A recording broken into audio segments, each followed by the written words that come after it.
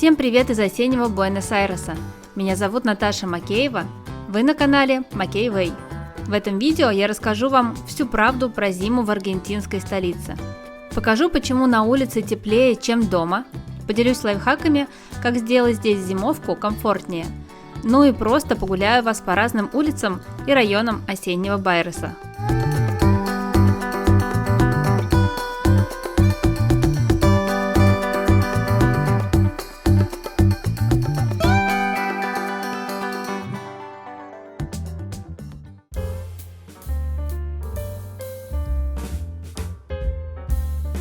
Это моя вторая осень в Аргентине, но с огромным для себя удивлением я обнаружила, что совсем не помню таких красивых желтых листьев в прошлом году.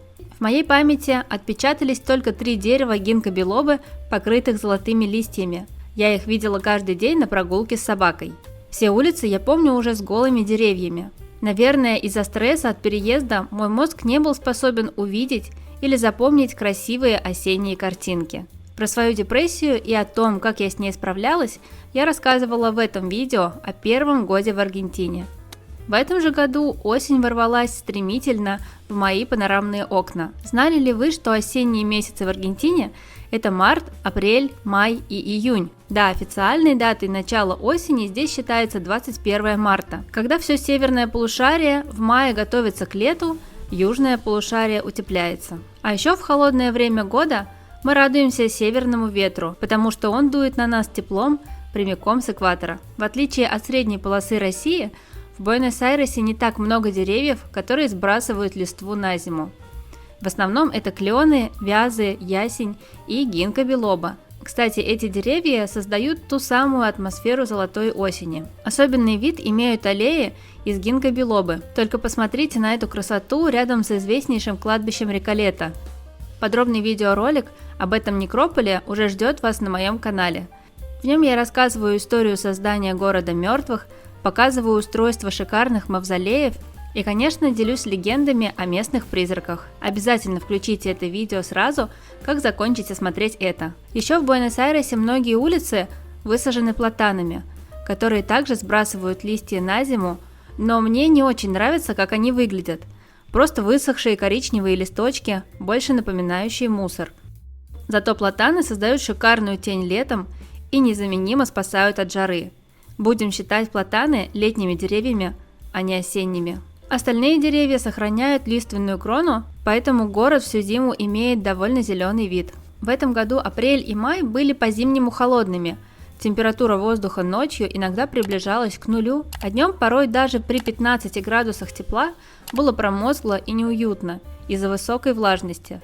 Случалось довольно много пасмурных и дождливых дней, что нетипично для Буэнос-Айреса, потому что здесь 234 солнечных дня в году, а пасмурных всего 57. Кажется, половина из них точно пришлась на эту осень. Кстати, мне стало интересно, сколько солнечных дней в городах России. Оказалось, что в Москве в году всего около 114 дней светит солнце, а в Питере 105. К столице Аргентины по яркости приближается Анадырь. Там солнце можно увидеть 233 дня в году. Такая вот статистика.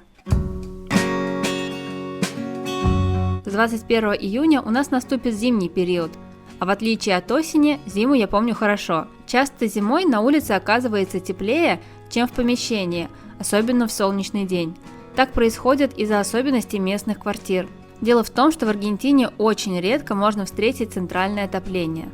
Новостройки чаще всего отапливаются лишь обычными кондиционерами в режиме обогрева. Это неплохой способ, но только если кондиционер держать включенным 24/7. Иначе накопившийся теплый воздух быстро покидает квартиру через щели в окнах и дверях. А еще кондиционер не способен нагреть пол, и от него всегда исходит холод. И это вторая проблема аргентинской квартиры после отсутствия отопления. Чаще всего пол в квартирах покрыт керамической плиткой, и здесь редко можно встретить функцию теплого пола. А это было бы идеальным решением для отопления квартиры. Плиточный пол очень холодный, ноги постоянно мерзнут, и получается, что у потолка воздух горячий от кондиционера, а снизу холодный. Третья неприятность, которая делает зимовку некомфортной, это влажность воздуха. После холодных ночей на окнах каждое утро образуется гигантское количество конденсата. В аргентинских квартирах любят делать огромные панорамные окна, но все они с одним стеклом. Честно говоря, даже не знаю, есть ли здесь такой термин, как стеклопакет. Такие запотевшие окна по утрам напоминают оранжерею или теплицу. А если вы еще решите постирать белье, то ситуация еще больше ухудшится, а вещи дома не высохнут и за несколько дней и могут даже протухнуть. Высокая влажность способствует появлению плесени на стенах. Так у нас было на прошлой квартире. Казалось бы, солнечная зима с плюс 15 градусами не сравнится с русской снежной зимой в минус 15 градусов. Действительно, в солнечные 15 градусов тепла на улице находиться гораздо приятнее. Но российские квартиры с центральным отоплением сильно комфортнее в зимний период, чем летние квартиры в Аргентине. Кстати, когда мы зимовали в Турции, там была такая же проблема с отоплением помещения. Мы снимали летний дом и с трудом могли разогреть жилые комнаты, потому что ветер буквально пронизывал дом насквозь. В итоге половина комнат у нас всегда были закрыты, чтобы не забирали тепло. Поэтому я думаю, что это проблема всех теплых стран – недооценивать утепление жилья. Поделитесь, пожалуйста, вашим опытом зимовки в теплых краях. Очень интересно, как это происходит в других странах. Как же сделать свое пребывание зимой в Аргентине более комфортным, несмотря на все вышеперечисленные нюансы? Сейчас поделюсь с вами своими наблюдениями по этому поводу.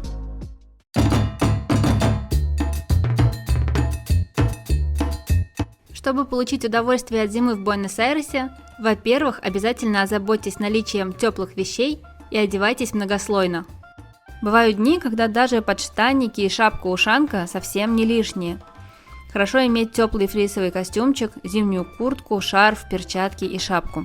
У меня есть курточка на еврозиму, но иногда хочется прям закутаться в шерстяное пальто.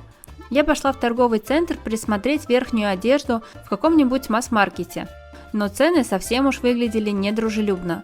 Пальто можно было встретить от $350, а свитеры с высоким горлом стоили в районе 100-150 баксов. И это не какое-то супер качество. Тогда я решила походить по секонд-хендам и посмотреть, что там интересного можно найти и сколько это стоит. В секондах я нашла несколько свитеров, но они были колючими, а на барахолке в районе Чикарита оказался большой выбор пальто. Как раз таких больших, как я и хотела, чтобы можно было в него закутаться. Мной был выбран один вариант за 30 баксов. Я отнесла пальто в химчистку за $18, еще 20 тысяч песо, и пальто было посажено по моим плечам. Все вместе мне обошлось в $70. А вместо свитера я купила шарф, и теперь все мои кофты имеют закрытый высокий ворот. И еще помогает согреться на улице горячий чай. Здорово, если можно взять на прогулку термокружку с напитком. Еще нужна теплая одежда не только для улицы, но и для дома. Побегать в трусах по квартире здесь у вас вряд ли получится. Я почти не вылазю из-под одеяла, а когда прогнозируется холодная ночь, то сплю даже под двумя сразу. Кстати, грелка здесь тоже совсем не бесполезная вещь. Поможет согреть кровать перед сном. В борьбе с холодным полом мне помогают ковры. Была бы моя воля, я бы покрыла коврами весь пол дома. Везде, где вы можете задержаться, нужно положить толстый коврик, рядом с кроватью, раковиной, диваном и унитазом. Пока я делаю максимально возможного размера ковры, но еще далека от своей воли. Кстати, если вы тоже страдаете от ледяного пола в Буэнос-Айресе, то я смогу сделать махровый ковер и для вас. Для заказа пишите мне в директ инстаграма FOJAM. Еще здесь пригодятся теплые тапочки, желательно с толстой подошвой, и шерстяные носки. Но самое важное – это избавиться от влажности в помещении. Здесь нужно следовать таким рекомендациям. Во-первых, проветривайте помещение, чтобы скопившийся воздух мог выйти. Конденсат на окнах лучше тоже убирать, а во время проветривания по возможности отодвигайте мебель от стен. Во-вторых, если есть возможность, не сушите постиранное белье дома. Пользуйтесь балконом или выносите вещи на крышу. А если нет возможности сушить на улице, то постарайтесь стирать в солнечные теплые дни, когда есть возможность открыть окно. Идеально, если в доме есть сушильная машинка. Она очень поможет быстро и безболезненно высушить вещи. И еще немного помогают вот такие шарики для борьбы с влагой. Они каким-то образом собирают воду из воздуха в нижний контейнер. Такую штуку можно купить в гипермаркетах с вещами для дома и быта. После проветривания нужно вернуть в квартиру тепло. Если центрального отопления нет, то рассмотрите варианты обогревателей. В магазинах электроники можно встретить инфракрасные, масляные, газовые и электрические варианты. Я купила такой небольшой обогреватель, но всю комнату он не в состоянии осилить. Поэтому он живет у нас только рядом с диваном или в ванной комнате. Для обогрева целой комнаты покупайте мощный полноразмерный обогреватель. А еще подогреть пространство очень помогает приготовление еды, особенно в духовке. Даже самую простую еду я стараюсь готовить в духовом шкафу. Например, овощи для винегрета или оливье я не варю, чтобы не нагнетать влагу дома, а запекаю. А вместе с ними можно и обед приготовить. Тыкву, брокколи, картошку, грибочки и сыр – все в духовку, и обед готов. Не знаю, как вы, а мне всегда становится теплее, когда я вкусно поем. И к тому же во время работы духовки и воздух в доме хорошо прогревается. Еще я заметила, что если закрывать на ночь ставни или даже просто опускать жалюзи, то теплый воздух будет задерживаться в доме лучше. Пользуюсь таким приемом, когда планируется холодная ночь. Атмосфера тоже играет большую роль, так, например, аромасвечи отлично разбавит пасмурные дни и добавит уюта. Мы разобрались с вами, как наполнить теплом дом, но не забывайте выходить из него, чтобы полюбоваться на листопад. Думаю, что любой город осенью имеет неповторимую атмосферу. Буэнос-Айрес в мае наполняется желтыми листьями, которые щедро посыпают все эти винтажные пикапы, фиаты и мерседесы. Если честно, я не знаю, как перестать снимать каждую такую машину.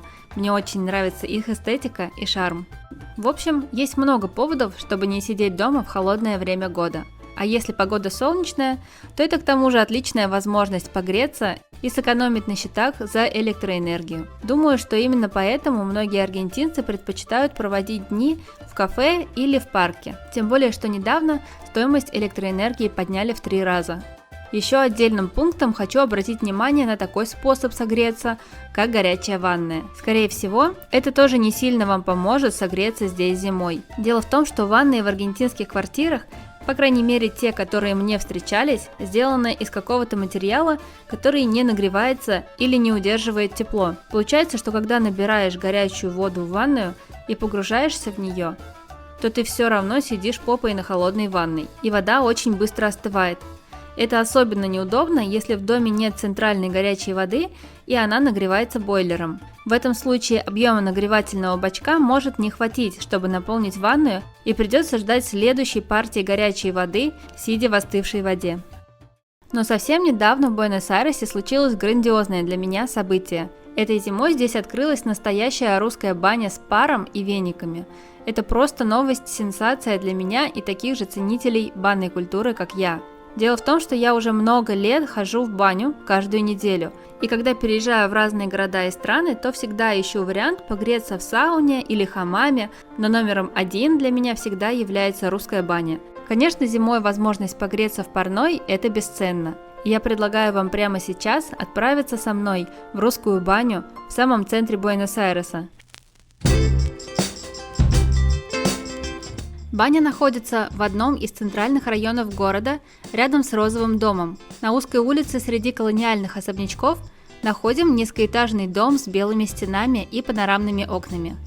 Здесь и находится общественная русская баня Гафаров Спа. На ресепшене можно купить банную шапочку и дубовый веник, а также на первом этаже есть салон красоты, где можно сделать маникюр, педикюр и любые процедуры по уходу за волосами, как женщинам, так и мужчинам. Конечно же, никуда без массажного кабинета. Прогретое тело после пара всегда будет радо рукам хорошего массажиста. Помывочная комната очень просторная, явно рассчитана на большое количество гостей. Очень приятно, что здесь все абсолютно новое и свежеотремонтированное. Есть приватные зоны для принятия душа и скамьи для более тщательных процедур.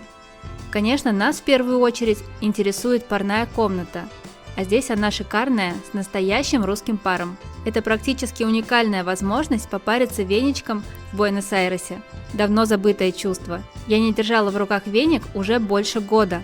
Какой же это кайф. Но хочу предупредить, что парная комната пока работает не всегда, так как ребята только открылись и еще налаживают процессы в бане. Перед походом уточняйте в соцсетях, в каком режиме работает баня. После парной можно поплавать в бассейне с теплой водой или окунуться в бочку с ледяной водой. Еще здесь есть расслабляющий хамам, который может составить конкуренцию любому турецкому. В перерывах между прогревами и косметическими процедурами есть возможность перевести дух с чашечкой настоящего китайского чая в просторной комнате отдыха или полноценно подкрепиться, заказав блюдо из меню. Особенное удовольствие – выйти на балкончик в халате прямо в центре Буэнос-Айреса и подышать свежим воздухом с видом на великолепный музей. В бане Гафаров Спа женские разряды проходят отдельно от мужских. Мужская зона полностью на первом этаже, а женская на втором. Совместно лишь пространство для отдыха. Если вы находитесь в Буэнос-Айресе и соскучились по настоящей русской бане, настойчиво рекомендую к посещению это место. Ссылка на социальные сети Гафаров Баня и Спа, а также адрес вы найдете в описании к видео. А на этом выпуск про холодный сезон в Буэнос-Айресе подходит к концу. Очень надеюсь, что он был интересным и полезным для вас. Если это так, то обязательно подписывайтесь на канал Макей Вэй, ведь впереди еще очень много интересных сюжетов. Ставьте палец вверх, делитесь понравившимися роликами с друзьями и до встречи в комментариях.